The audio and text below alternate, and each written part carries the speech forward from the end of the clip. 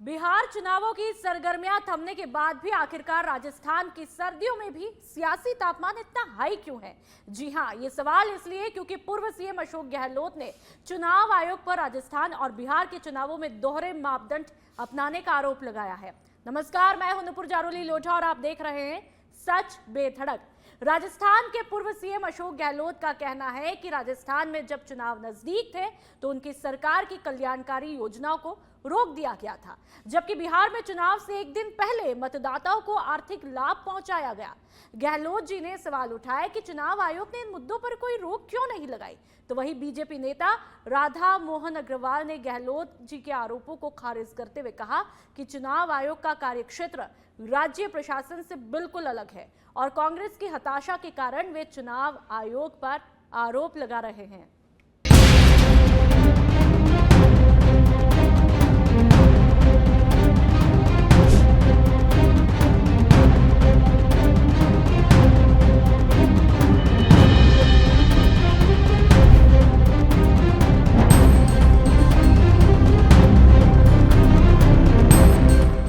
अब अशोक गहलोत जी धीमे धीमे मुझे लगता है कि टाइम बाहर हो रहे हैं। कहाँ थी कांग्रेस और कहाँ पहुँच गई, बिना फूट के तो पहुँची नहीं। और अभी तो उनके जो 6 विधायक किसी तरह से बिहार में जीत के आ गए हैं। मैंने सुना है, मैं भाजपा की बात नहीं कर रहा हूँ, मैंने सुना है वो सब कांग्रेस छोड़ करके जनता दल यू में जाने वाले हैं। तो अशोक गहलोत जी को मैं सलाह दूंगा, राजस्थान छोड़ जाएं, बिहार चले जाएं और जा करके अपने 6 विधायकों को बांध करके, जैसे वो इसके पहले जब उनकी सरकार थी तो अपने विधायकों को बांधा करते थे ना, जब सचिन पायलट उनके साथ खेल खेलते थे। तो जाएं बिहार से अपने विधायक बचा ले आएं।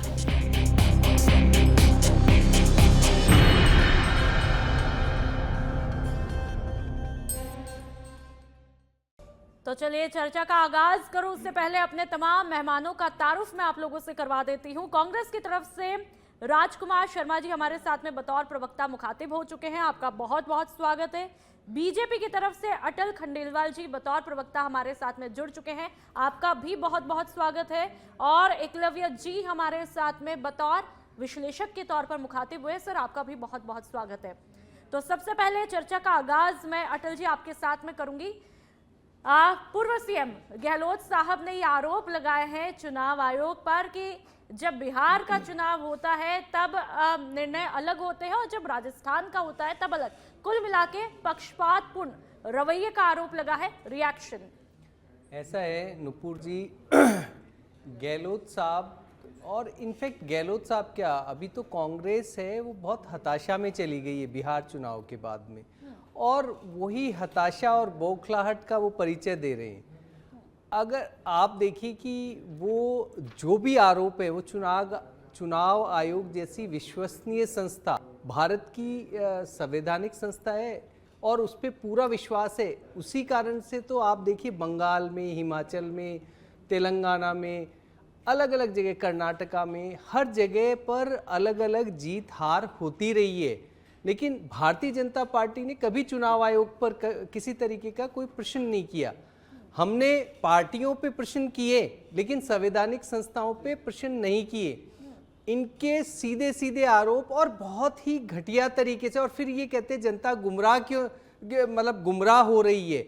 हम करने वाले, जनता को जो गुमराह कर रहे हैं वो भी कांग्रेस के लोग ही हैं। जब गहलोत साहब चुनाव आयोग के लिए, आप देखिए, बेवकूफ़ी, मिली भगत, खराब नीयत, ऐसे निम्न शब्दों का प्रयोग करते हैं, तो फिर वो उनके संस्कार दिखते हैं कि भी ये किस संस्कार के साथ हैं और किस तरीके की भाषा अपनाई जा रही है।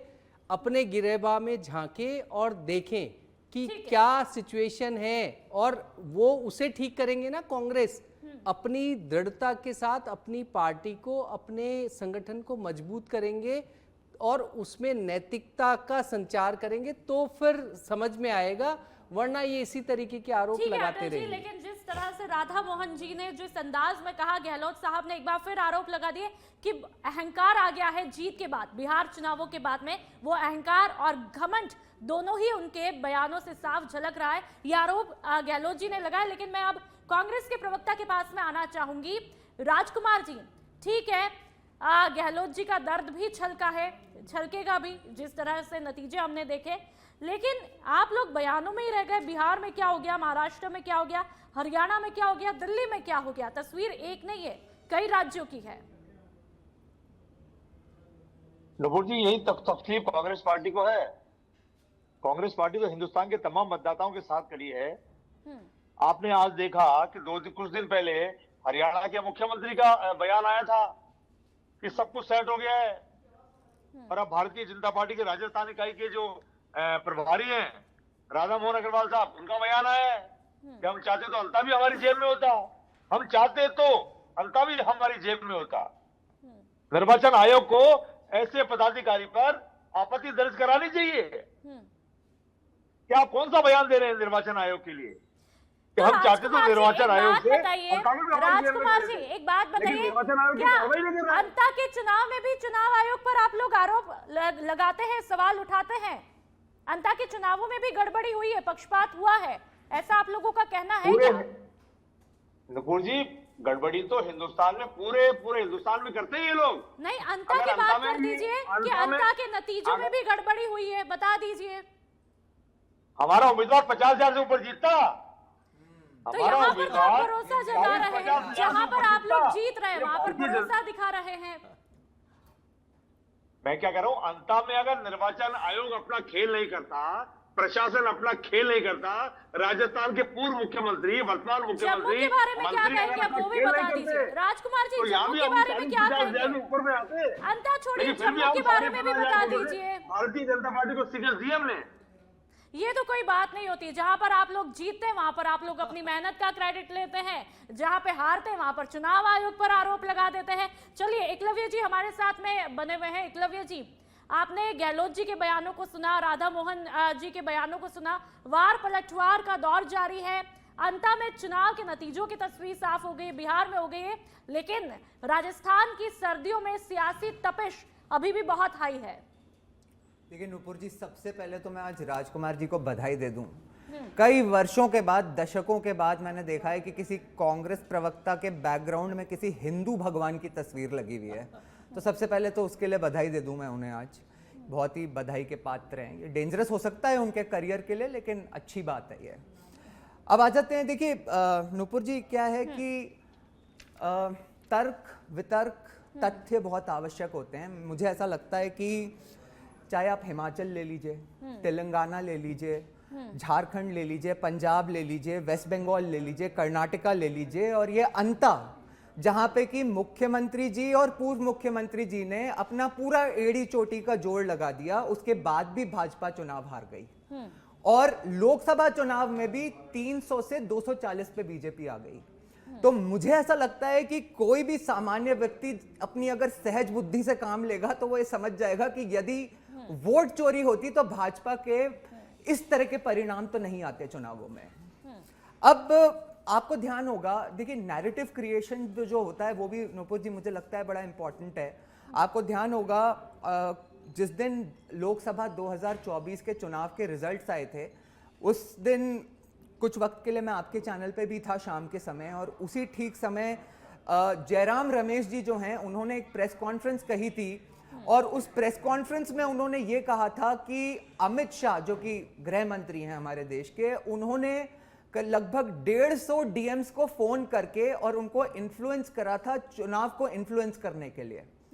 और जब उनसे कहा गया कि आप बता सकते हैं कि वो 150 डीएम कौन है, तो उन्होंने कहा कि मैं हफ्ते भर के अंदर आपको पूरी डिटेल लिस्ट दे दूंगा। आज लगभग 1.5 वर्ष हो चुके हैं, ऐसी कोई लिस्ट उनने कभी नहीं बताई। और मैं तो नुपुर जी आप बुरा मत मानिएगा, लेकिन मैं मतलब समझता हूं कि मीडिया को भी इसको फॉलो अप करना चाहिए। जब कोई इस तरह का वादा कर रहा है तो एक नैरेटिव क्रिएट करने के लिए स्पेशली, मतलब हमारे जो संवैधानिक संस्थान है, अगर उस पर इस तरह का नैरेटिव क्रिएट करने की कोशिश करी जा रही है, तो मैं समझता हूँ मीडिया का दायित्व है कि वो फॉलो अप करके पूछें कि भाई साहब आपने तो कहा था ना वो 150 डीएम्स की लिस्ट दोगे, वो कहाँ है? तो और आज भी आप पूछ सकते हो माननीय कांग्रेस प्रवक्ता से कि वो 150 डीएम्स की लिस्ट जो वो 1.5 वर्ष पहले देने वाले थे, वो लिस्ट है कहाँ आखिर? दूसरी बात मुझे एक ये बात भी लगती है कि पता नहीं नुपुर जी, मैंने नोटिस किया है कि जो माननीय कांग्रेस प्रवक्ता हैं और इनके और जो साथीगण भी हैं, आपके इस डिबेट के बाहर जब आपके इस चैनल पे हम लोग आते हैं ना, तो डिबेट से पहले और डिबेट के बाद जब चाय कॉफ़ी के लिए बैठते हैं तो वो इस तरह की बातें नहीं करते, बड़ी समझदारी की बातें करते हैं। वोट चोरी की बातें तो मैंने सुनी नहीं, वो तो बहुत समझदारी की बातें करते हैं। लेकिन मुझे लगता है शायद आपके चैनल का जो कैमरा फिट हो जाता है ना इनके ऊपर, तो इनको लगता है कि अरे राहुल जी हमें सुन रहे होंगे, देख रहे होंगे, तो उनका जो एजेंडा है वो चलाना बड़ा आवश्यक है। तो नुपुर जी देखिए, देश की जो जनता है उसकी सामान्य बुद्धि को, सहज बुद्धि को इतना कम नहीं आंकना चाहिए। यदि अगर आप कोई आरोप लगाते हैं तो उसके पक्ष में तथ्य और तर्क करना ठीक जरूरी है। है। एकलव्य जी हमारे साथ में बीजेपी के प्रवक्ता लगातार बने हुए हैं, सच बेधड़क हर पहलू को, हर तस्वीर को बताता है। तो सवाल तो अटल जी आप लोगों से भी होंगे। गहलोत जी का कहना है कि राजस्थान में जब 2022 में बजट घोषणा के दौरान 1,25,00,000 महिलाओं को फोन बांटने की योजना शुरू की थी, तब आधे से भी कम बांटे गए, तब चुनाव आयोग ने बंद करवा दिया था। लेकिन बिहार में तस्वीरें इसके उलट देखने को मिलती है, इस पर अब आप क्या कहेंगे? देखिए, पहले तो है ना, एक नियम है, वो नियम है कि किसी भी नई घोषणा या वितरण पर चुनाव आयोग रोक लगाती है।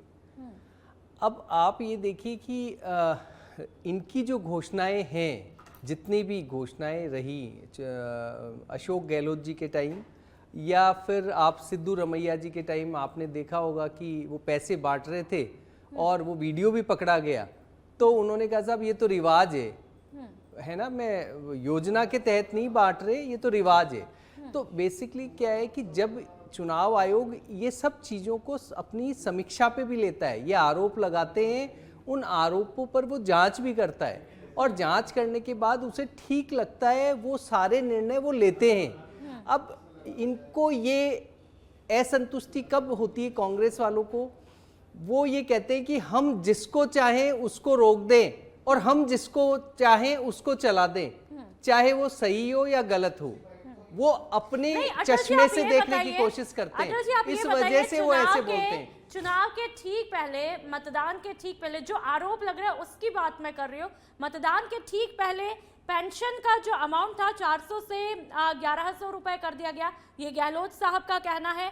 और साथ ही 10-10 हजार रुपए महिलाओं के खाते में डाले गए। उसके बाद में तस्वीरें पलटनी तो थी ही, अच्छा, ऐसा उनका कहना है, ये आरोप है। अच्छा, इस पर आप क्या ये करना सही था? नहीं, देखिए अब ये आ जाता है, फिर वो एक अलग प्रश्न है। अब फिर मैं इसके काउंटर में एक बात आपसे पूछता हूँ, क्या मुख्यमंत्री रहते हुए गहलोत साहब चुनाव के ठीक पहले बेरोजगारी भत्ता 4,000 रुपए स्नातकों को देना, सुनिए, 4,500 पुरुष को और 4,500 महिलाओं को ट्रांसफर कर दिए थे उन्होंने ये पैसे, ठीक चुनाव के 9 दिन पहले। इस वाले जो राजस्थान के अंदर चुनाव हुए थे, आचार संहिता लगने के जस्ट पहले स्नातक बेरोजगारों को कि उनकी कैपेसिटी बिल्डिंग के लिए प्रति माह 4,000 और 4,500 रुपए ट्रांसफर किए गए, कुछ महीने तक लगातार किए गए। राजकुमार जी, आपने देखिए बात ये है कि नहीं, अब लोग इतना कॉन्फिडेंटली मुखर कैसे हो जाते हैं? नहीं, अब सुनिए, अब ये वाली जो योजना थी, ये भी 7 सितंबर को चालू कर दी गई थी और उसके तहत ही ये पैसे दिए गए थे। सेम चीज है, लेकिन उसको ये लोग पलटवार में इस तरीके से करते हैं। राजकुमार जी, आपकी चुप्पी बहुत कुछ कह रही है, या तो आप कह दीजिए कि हमने अटल जी की बातों को मान लिया है और सरेंडर कर दिया है। नुपुर जी, भारतीय जनता पार्टी के प्रवक्ता की और पटवारी की बात तो इनका आलाकमान भी नहीं सुन रहा है। 1 साल से ऊपर हो गया, उनको कार्यकारिणी बनाने की राजस्थान में परमिशन नहीं मिल रही है। और पटवारी जी को, अग्रवाल साहब को तो राजस्थान में कोई पूछ ही नहीं रहा है। 2 साल हो गया, मान मनमानी नहीं हो रही है। वो खुद ही अपनी मर्जी से आते हैं, अपनी मर्जी से वापस चले जाते हैं। अंतः चुनाव में भी उनको नहीं पूछा है। और जहां तक आप अशोक गहलोत जी के बयान की बात कर रहे हैं, 1.25 करोड़ मोबाइल हमने 2022 के बजट के अंदर घोषणा की थी कि हम बांटेंगे, और लगभग 30-35 हजार बटे थे और निर्वाचन आयोग ने रोक लगा दी। और भारतीय जनता पार्टी चुनाव के कुछ दिन पहले तक, 1 दिन पहले तक 10-10 हजार रुपए अकाउंट में और 11,1100 की पेंशन लगातार दे रही थी। तो निर्वाचन आयोग का जो दोहरा चरित्र है, अब ये बिहार में अलग हो गया, सुनिए, मोबाइल के लिए बोल रहे हैं, ये बेरोजगारी भत्ता जो 4,000 और 4,500 दिया, इस पे बोलिए। वो कंटिन्यू मिला है। पेंशन को 1100 कर दिया गया और 10,000 रुपए महिलाओं के अकाउंट में एक दिन पहले ठीक है तक भारतीय जनता राजकुमार पार्टी जी, बिहार में डाल बेरोजगारी दी। बेरोजगारी सरकार भत्ते की पर भी आप बात कर कर रही है। लीजिए, बेरोजगारी भत्ते पर भी बात कर लीजिए, अटल जी का कहना है, उसमें भी जवाब दे दीजिए। कंटिन्यू मिला है। ये बेरोजगारी दो भत्ता 2022 ट्रांसफर में बजट हुआ, की आचार घोषणा संहिता की, के उसको बाद आप तक कभी भी पूरा कुछ कर महीने सकते तक हैं। चलता रहा ये नियम कायदे की बात है। ये भारतीय क्या जनता नियम, पार्टी के मतलब साथी यही तो, प्रवक्ताओं में ये जानकारी चाहे तो नहीं है। नियम हमने नहीं। कोई नई घोषणा नहीं करी है कि हमने बजट की घोषणा के अलावा चुनाव को लाभ पहुंचाने के एंगल से कोई नई घोषणा करी हो। ठीक है उन्होंने चुनाव एकलव्य को जी लाभ हमारे साथ पहुंचाने के में एंगल से एकलव्य जी, पेंशन को बढ़ाया हमने देखा और कि जनता बिहार का चुनावों बढ़ाया। में जिस तरह से आपने भी कई जगहों पर खबरों में देखा होगा, ये आरोप लगे कि भाई जब वोटिंग होती है उसके एक दिन पहले 10-10 हजार रुपए वहां पे ट्रांसफर कर दिए जाते हैं महिलाओं के खाते में, तो तस्वीर बदलनी थी। और गहलोत जी इस बात को लेकर के जम करके गुस्से में है, आरोपों की झड़ी लगाते जा रहे हैं। एक तरफ बीजेपी का कहना है कि भाई बिहार खोने का दर्द है। देखिए नुपुर जी 2 मिनट का समय दीजिए मुझे, मैं आपको बताऊं। देखिए सबसे पहली बात तो मैं आपको बताऊं कि ये 10,000 रुपए से कोई चुनाव नहीं बदला है। ये 10,000 रुपए नीतीश कुमार जी की जो महिलाओं के साथ जो उनका संबंध रहा है उसकी सिर्फ एक कंटिन्यूटी थी। 2005 में जब वो पहली बार मुख्यमंत्री बने थे तो उन्होंने जो कानून व्यवस्था में जो वहां पे परिवर्तन करा, उसके बाद लड़कियों को जो उन्होंने साइकिल दी स्कूल जाने के लिए, उसके बाद वहां पे जो शराबबंदी करके उनको जो घर में सम्मान दिलाया, ये 10,000 रुपए सिर्फ उसकी कंटिन्यूटी है। दूसरी बात, मैंने पहले भी आपसे नुपुर जी कहा था कि हमें हमेशा अपनी सहज बुद्धि का इस्तेमाल करना चाहिए। मैं कहता हूं कि अगर ये जो स्कीम थी 10,000 रुपए की, ये एक ऑनगोइंग स्कीम थी जिसका सिर्फ डिस्पर्सल हुआ था, जो कि बिल्कुल भी नियम विरुद्ध नहीं है। और मैं कहता हूं कि अगर नियम विरुद्ध है तो कांग्रेस के पास ऑप्शन है, क्या उन्होंने रिटर्न में कोई रिप्रेजेंटेशन दिया चुनाव आयोग में? और मैं कहता हूं कि अगर चुनाव आयोग भी इनका नहीं बात मानता तो चुनाव आयोग के अगेंस्ट भी ये सुप्रीम कोर्ट में जा सकते हैं। जो अगर ये नियम विरुद्ध है तो क्या ये वहां पे गए? नहीं गए तो क्यों नहीं गए? क्या आपके चैनल पे बैठ के सिर्फ एक नैरेटिव बनाना है? ये भाई सच तो मतलब जनता पूछेगी ना ये सवाल, ये तो बड़े बेसिक कॉमन सेंस के सवाल हैं। और अंत में नुपुर जी एक चीज को और जो समझना पड़ेगा, जो मतलब मुझे लगता है कि बहुत आवश्यक है, कि एक जो कहावत है ना, एक वो गॉबल्स लाइज करके एक कहावत है, अंग्रेजी में एक नॉर्म है, वो गॉबल्स लाइज है, वो हिटलर के असिस्टेंट थे। उनके बारे में गॉबल्स लाइज ने एक बहुत फेमस चीज कही थी कि आप किसी झूठ को यदि 100 बार मतलब कहते रहोगे तो लोग शायद उसको सच मान लें, परंतु देखिए ऐसे चीजों से मतलब बस आप कुछ कहते रहो तो उससे सत्य नहीं बदलता। और नुपुर जी, अशोक गहलोत जी के बारे में भी आपको एक बात बता दूं, ये जो हमने इतनी सारी बातें करी, वो कह रहे हैं, आप मुझे बताइए कि पिछली बार जब राजस्थान विधानसभा के चुनाव हो रहे थे तो उससे कुछ ही दिन पहले क्या उन्होंने नहीं कहा कि मैं चिरंजीवी योजना को 25 लाख रुपए से 50 लाख का टॉपअप कर दूंगा? सारे जो अर्थशास्त्री थे वो बता रहे थे कि राजस्थान पे 2 लाख करोड़ रुपए का कर्जा था जब अशोक गहलोत जी सीएम बने थे, और जब वो जाने वाली थी उनकी सरकार तो करीब 6.5 लाख रुपए का कर्जा था। उसके बावजूद उन्होंने बोला कि वो उनकी सरकार वापस बनी तो वो ओपीएस को लागू कर देंगे, जिससे अर्थशास्त्रियों ने बताया कि राजस्थान की सरकार का दिवालिया निकालना निश्चित है। उसके बाद भी उन्होंने वैसा वादा करा, तो क्या ये सब चुनावी वादे और चुनावी टैक्टिक्स नहीं थी? तो देखिए, जब अगर आप आरोप लगाते हो ना और एक उंगली इस तरफ पॉइंट करते हो तो 2 उंगलियां 3 उंगलियां अपनी तरफ होती हैं, उसको भी बारे में सोच लेना चाहिए। राजकुमार जी, मैं आपके पास में आऊंगी, चिरंजीवी पर भी बात होगी, ओपीएस पर भी मैं रिएक्शन चाहूंगी, लेकिन इसके अलावा चुनाव आयोग तो दिल्ली से दिशा निर्देश देता है, लेकिन जमीन पर जब इम्प्लीमेंटेशन की बात होती है तब वहां का प्रशासन, प्रदेश का प्रशासन वही काम करता है, फिर दिक्कत क्यों है? नुपुर जी, हम यही बात तो कह रहे हैं, राजस्थान का प्रशासन इस वक्त किसका है? भारतीय जनता पार्टी का है। दिल्ली में प्रशासन किसका है?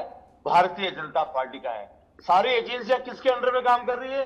भारत सरकार के अंडर में काम कर रही है। निर्वाचन आयोग किसकी देखरेख में काम कर रहा है? भारत सरकार की देखरेख में काम कर रहा है। बिहार में जो भारतीय जनता पार्टी के नेताओं ने घपले किए वो किसकी देखरेख में किए?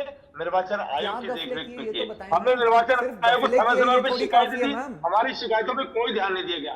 हमारे देश के युवा नेता राहुल गांधी जी ने समय समय पर मैं सबूत प्रेस कॉन्फ्रेंस करके निर्वाचन आयोग को, भारतीय जनता पार्टी को, पूरी सरकार को, पूरे देश को, पूरी दुनिया को बताया, लेकिन भारतीय जनता पार्टी मानने को तैयार नहीं। और भारतीय जनता पार्टी माने नहीं माने, निर्वाचन आयोग का प्रवक्ता बनके भारतीय जनता पार्टी के नेता और प्रवक्ता खुद करते हैं। जी जी बोलिए। पहले तो राजकुमार जी भाई साहब से ये पूछिए कि ये इनके जो भारत के नेता, कांग्रेस के जो लीडर है राहुल गांधी जी, वो युवा नेता कब तक बने रहेंगे? वो मतलब साल भी निर्धारित कर दें, मतलब एक नैरेटिव जबरदस्ती युवा नेता, यार कितने साल के हो गए और कब तक युवा नेता मानोगे? पहली बात। दूसरी बात, ये कह रहे हैं कि साहब इनके अंडर में है, तो दिल्ली में सरकार बीजेपी की है, जब कांग्रेस की थी तो कांग्रेस के अंडर में थे। और ये अंडर वगैरह क्या, संवैधानिक जो संस्थाएं हैं वो स्वतंत्र है, वो स्वतंत्रता के साथ काम करती हैं, वो अलग हैं, अलग तरीके से, वरना चुनाव की जरूरत नहीं होती। यहाँ पर ऑटोक्रेटिक सरकार होती। देखिए, सुनिए मेरी बात, अरे सुनिए, ये ऐसे नहीं होता है ना। न्यायपालिका स्वतंत्र है, अलग से काम करती है। ये जितने भी ये संस्थाएं हैं संवैधानिक, वो अलग से काम करती है। नुपुर जी, स्वतंत्र कैसे होती है इलेक्शन कमीशन, मैं आपको बताऊं। ये देखिए 30 मई 2005 का ये न्यूज आइटम है इंडिया टुडे का। थोड़ा सा जूम करके बताइए। मैं आपके कैमरामैन को करना पड़ेगा थोड़ा सा, लेकिन मैं बेसिकली बता दूं आपको कि ये न्यूज आइटम है इंडिया टुडे की, 30 मई 2005 की खबर है। Sonia Gandhi appoints Navin Chawla as chief election commissioner of India. किस हैसियत से उन्हें अपॉइंट कर दिया? आज ये कहते हैं कि मोदी जी ने एक कानून बनाकर संविधान, ये चीफ इलेक्शन कमिश्नर की नियुक्ति की प्रक्रिया चेंज कर दी। इनके समय क्या प्रक्रिया थी? सोनिया गांधी अपॉइंट करती थी नवीन चावला को, हमेशा डायरेक्ट अपॉइंटमेंट सोनिया गांधी दिए गए करती इनके थी। द्वारा। इसका जवाब दे पाएंगे? नहीं दे पाएंगे, नहीं दे पाएंगे। तब था स्वतंत्र क्या चुनाव है? आयोग। ठीक है, राजकुमार जी, एक कहावत है। आप लगातार सबूतों की भी बात कर रहे थे कि सबूत दिए हैं, क्या कुछ सबूत दिए, पहले तो आप वो बता दीजिए। सबूत ये रहा, हम चाहते तो निर्वाचन आयोग ये रहा था हमारी जेब में होता। ये कल का बयान है। अरे यार, हद हो गई, ये बयानों को सबूत के तौर पर ले रहे। लगातार ये कहा जा रहा है कि जिस तरह से आप लोग अरे तो भाई, उन्होंने, उनका कहने का बहुत स्पष्ट आशय था, उनका आशय आपको भी क्लियर है। आप तो फिर वो नैरेटिव की बात करें, उनका आशय स्पष्ट नहीं है। उनका आशय स्पष्ट है कि भाई हमारी, जहां हमने मेहनत की थी, अंततः चुनाव हम हारे, हम हमारी समीक्षा करेंगे। अगर हमारे मर्जी से सब कुछ होता तो अंततः कैसे हारते?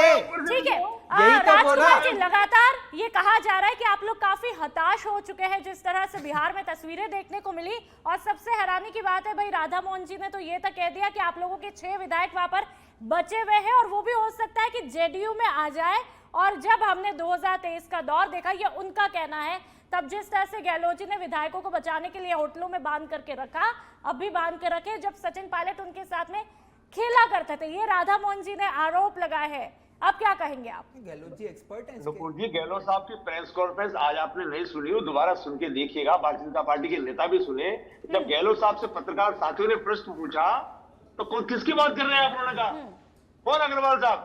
तो अग्रवाल साहब तो राजस्थान के अंदर कोई ओहदे पर नहीं है, इनको प्रभारी जरूर बीजेपी के प्रदेश प्रभारी है, बीजेपी के प्रदेश। अरे जो आदमी अपने उप मुख्यमंत्री को निकम्मा नकारा बोल सकता है, जब वो उस कुर्सी पे विराजमान हो, तो वो राधा मोहन दास अग्रवाल जी को क्या रिकॉग्नाइज करेंगे? मेरे छोटे भाई है, ये अच्छे विश्लेषक है, लेकिन कभी कभी न जाने ठीक है, मैं आपके साथ में एक फाइनल कमेंट लेना चाहूंगी। बात बीजेपी की भी होगी, बात कांग्रेस की भी होगी। बिहार चुनाव की तस्वीरों को हमने देखा और तकरीबन मेरे घर में राम जी की तस्वीर लगी है, तो समय सीमा बेहद कम है, थोड़ा सा मैंने तो बधाई दे दी आपको, बधाई दे दी आपको प्रभु श्री राम की तस्वीर के लिए। आपको भी प्रणाम कर रहा हूँ इसके लिए, मैं बधाई दे रहा हूँ।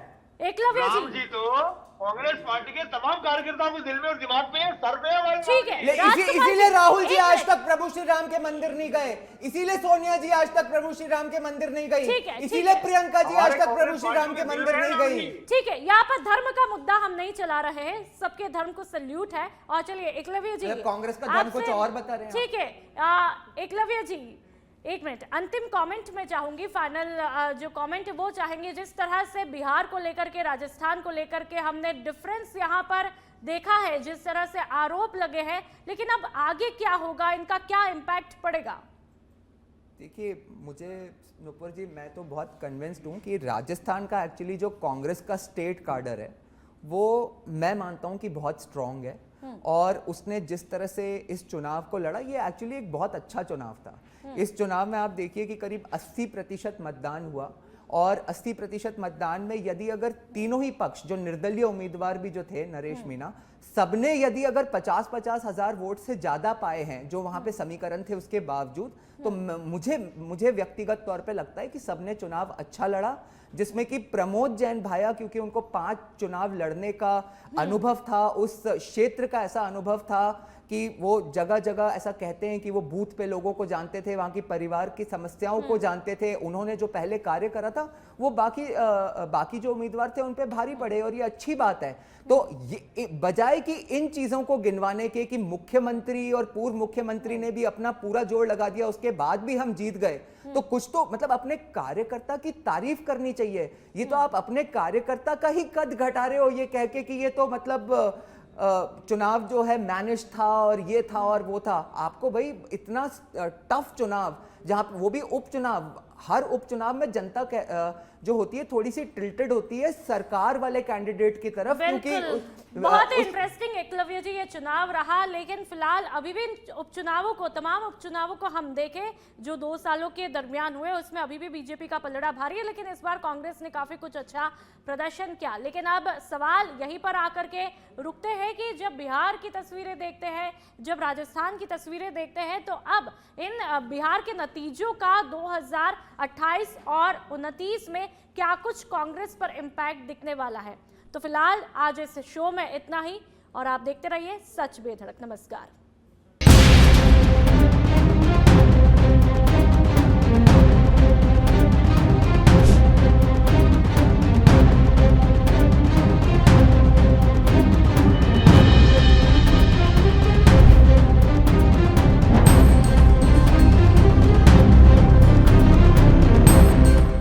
अब अशोक गहलोत जी धीमे धीमे मुझे लगता है कि टाइम बाहर हो रहे हैं। कहाँ थी कांग्रेस और कहाँ पहुँच गई, बिना फूट के तो पहुँची नहीं।